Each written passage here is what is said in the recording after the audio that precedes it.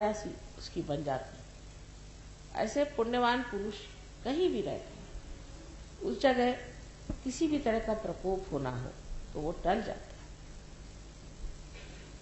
वैसे लोग जब कभी शहर में, जंगलों में कहीं भी घूमते रहे तो वहां जितनी भी दुर्घटनाएं होने वाली थी वो सब खत्म हो जाती।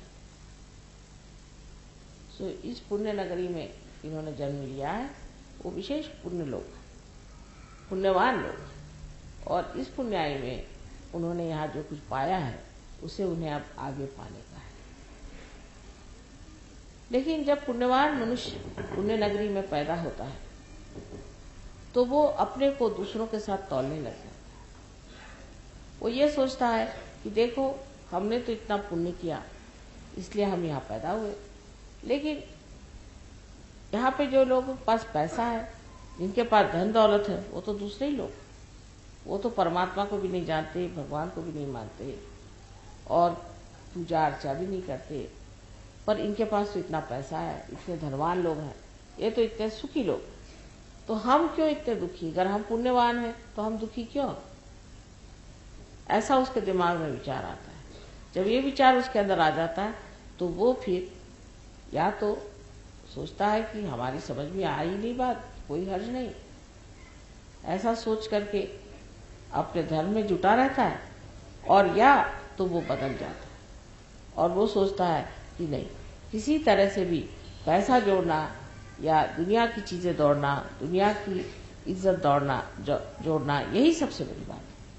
और उसी नई एक नए दौर में वो दौड़ने लग जाता है। तब उसका पुण्य क्षय हो जाता है, उसका सारा पुण्य जो है वो नष्ट हो जाता है। लेकिन पुण्यवान पुरुष को पैसे की इच्छा होना बड़े आश्चर्य की बात है। कलयुग में सब कुछ हो सकता है।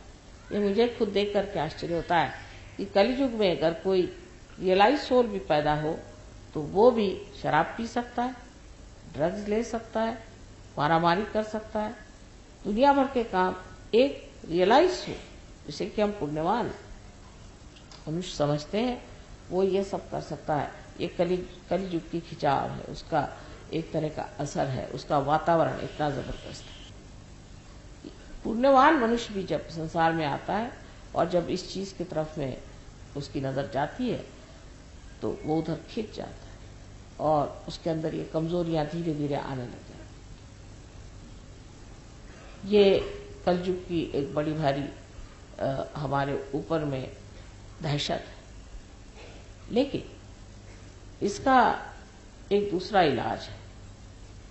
ये जो दहशत हमारे ऊपर है और जो हमारे पर कलयुग छाया हुआ है, ये अगर सोच विचार किया जाए तो क्यों आया? कलयुग आने की जरूरत क्या है? अगर कलयुग आया है तो उसका भी तो कोई कारण होना चाहिए।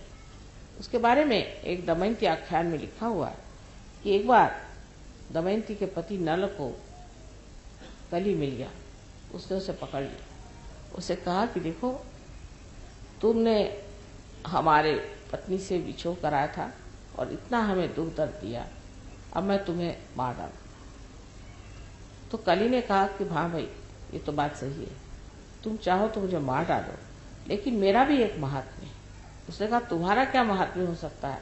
तुम तो सब दुनिया में भ्रम डालते हो, उनको भी भ्रम में फंसा देते हो और गलत रास्ते पर लोग चले जाते हो। तो उनका कि महात्म्य बहुत बड़ा है कि जब ऐसा होता है और ऐसी हालत में ही मनुष्य की अग्नि परीक्षा होती है, उस वक्त वो जाना जाता है कि आदमी कितना सच्चा है या कितना झूठा है। इसी तरह से पहचाना जा सकता है कि आदमी में कितना पुण्य है और कितना अपुण्य है।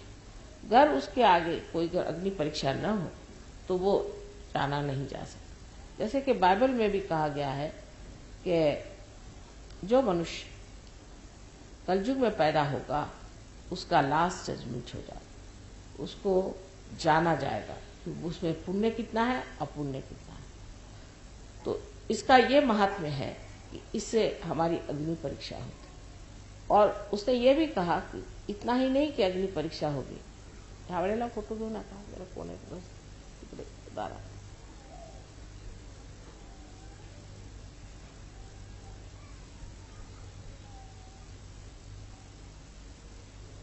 अग्नि परीक्षा जो हमारी होने वाली है इस कलयुग में, इस कलयुग के वक्त में हमारे लिए एक और बड़ा भारी आशीर्वाद है। वो ये कि नल को बताया गया कि देखो जिस वक्त कलयुग आएगा, जिस वक्त अग्नि परीक्षा होगी, तब हजारों लोग पार हो जाए, हजारों लोगों को आत्म ज्ञान हो जाए, आत्मबोध हो जाएगा, आत्म साक्षात्कार हो जाए, और इस आत्म साक्षात्कार के सहारे वो एक नई जिंदगी को प्राप्त होंगे और उनमें परिवर्तन हो जाए।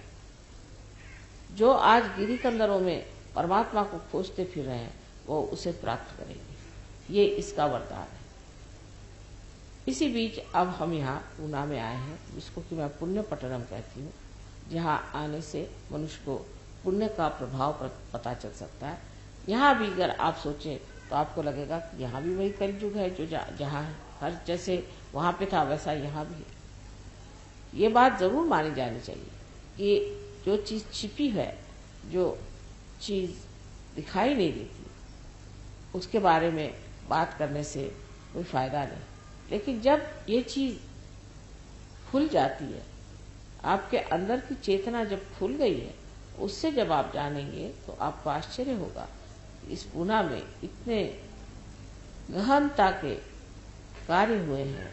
यहाँ पर अनेक साधु संतों ने बैठ करके तपश्चर्या की हुई है।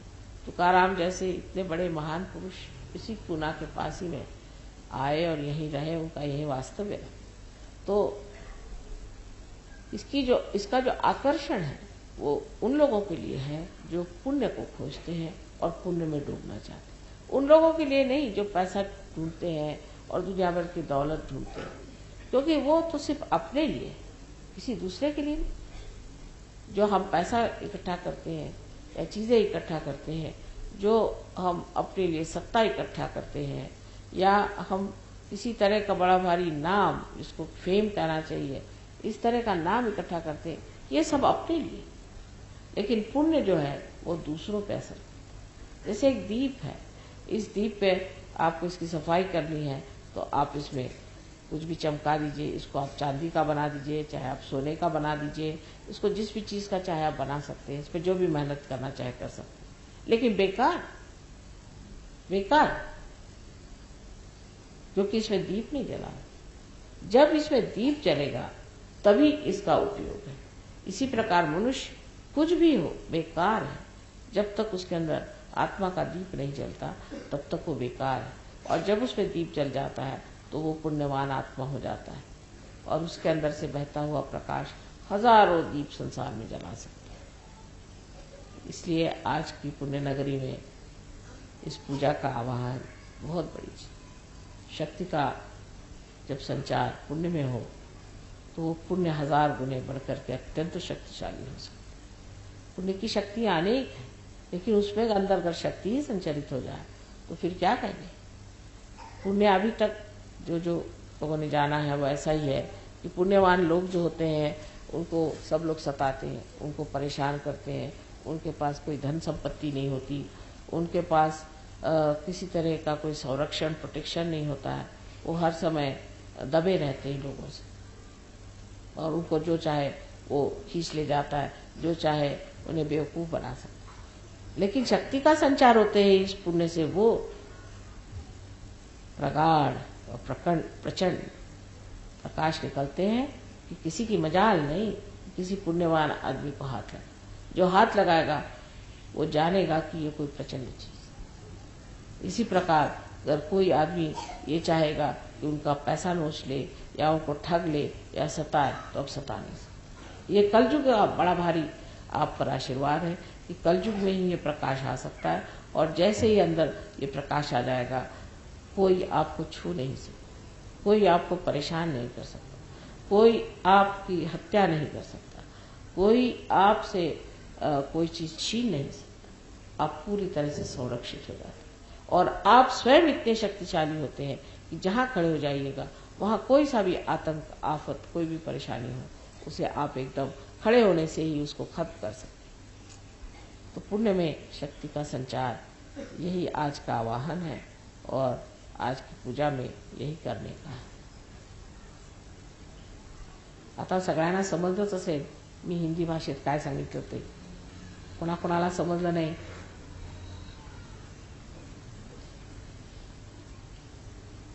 भाषेला मराठी भाषा फार चांगली आहे, कारण त्याच्यामध्ये तिला तोड नाही. म्हटलं पाहिजे तरी चालेल, तिला तोड नाही. विशेष करून सहजयोग हा मराठी भाषेतच समजवता येतो बरं. आणि ह्या ज्या गोष्टी मी हिंदी सांगितल्या त्याला कारणच आहे की हिंदी लोकांमध्ये तुम्हाला आश्चर्य वाटेल की आपल्या संस्कृतीबद्दल फार कमी माहिती. त्यांच्या भाषेतच नाही, त्यांना काही माहीतच नाही. पुण्य म्हणजे काय ते माहिती. तेव्हा थोडंसं हिंदीत बोललेलं बरं, कारण तुम्हाला सगळं आधीच पाठ आहे, सगळं माहिती आहे. सगळं पाठ आणि नंतर सपाट तसाही प्रकार आहे म्हणा. पण तरी सुद्धा असं म्हटलं पाहिजे की आपल्याला फार मोठी संतांची इथे शिकवण जी मिळालेली आहे, हा एक इतका मोठा आशीर्वाद. त्या आशीर्वादाने संस्कृती काय आपल्याला माहिती, पुण्य म्हणजे काय आपल्याला माहिती, चांगलं वाईट काय ते आपल्याला माहिती आहे. माहिती कळतं पण वळत नाही. कळतं सगळं की हे सांगितलेलं आहे, हे चांगलं आहे, हे वाईट. असा पुण्यसंचय आपण पुष्कळ केलेला. म्हणूनच त्या पुण्यामध्ये, त्या पुण्यनगरीत आपला जन्म झाला, हे कबूल. पण तरी सुद्धा इतर लोकांना बघून आपल्याला असं वाटतं की बा आम्ही पुणेकर म्हणजे काही ते श्रीमंत नाही, मुंबईकर जास्त श्रीमंत आहे. त्याच्यावर असं वाटतं की मुंबईपेक्षा दिल्लीचे लोक जास्त श्रीमंत, त्याच्यावर पैसे जास्त. तर दिल्लीला आणखी म्हणजे तख्तच असल्यामुळे इथे त्यांच्याजवळ मान फान आदर हे सगळं काही बाह्यता पुष्कळ दिसतं. तेव्हा असं वाटतं वा एवढे मोठे लोक आहेत, हे यांचं केवढं मोठं, पण आम्ही काय, आम्ही अजून गरीबच. पण तुम्ही पुण्यवान. पण या पुण्यातच असे लोक आहेत की देवालाच मानत नाही. मोठे मोठे धुरंधर मी पाहिले, मोठे मोठे विद्वान लोक मी पाहिले, ते देवालाच मानत नाही. म्हणजे इतके शिष्ट झाले ते या पुण्यात राहून, या पुण्यनगरीत राहून सुद्धा लोक इतके शिष्ट झालेत, इतकं डोकं त्यांचं खराब झालंय की ते म्हणतात देवच नाही. अहो तुम्ही जर देवाला पाहिलंच नाही, देवाला जाणलंच नाही, तर तुम्ही इतका अरेरावीपणाने कसं म्हणता की देव नाही आहे. आधी बघा तर, एक अनुभव तो घेऊन बघा. त्याच्यात तुमचं काय नुकसान होणार आहे, काहीच होणार नाही. पण तुम्ही स्वतःला सगळं जाणलेलंच नाही आहे. तेव्हा जे सगळे सांगून गेले ते सगळे मूर्ख होते. आम्ही एक अतिशहाणे, आणि आम्ही असं म्हणतो की परमेश्वरच नाही, आणि आता तुम्ही परमेश्वर सिद्ध करून दाखवा, नाहीतर आम्ही परमेश्वर मानायला तयार नाही. असं जरी म्हटलं तरी सुद्धा त्याला तयारी. पण आम्ही मानतच नाही परमेश्वर आहे असं म्हणून जर कोणी डोळे झाक केली तर अशा माणसाला समजावणं फार कठीण.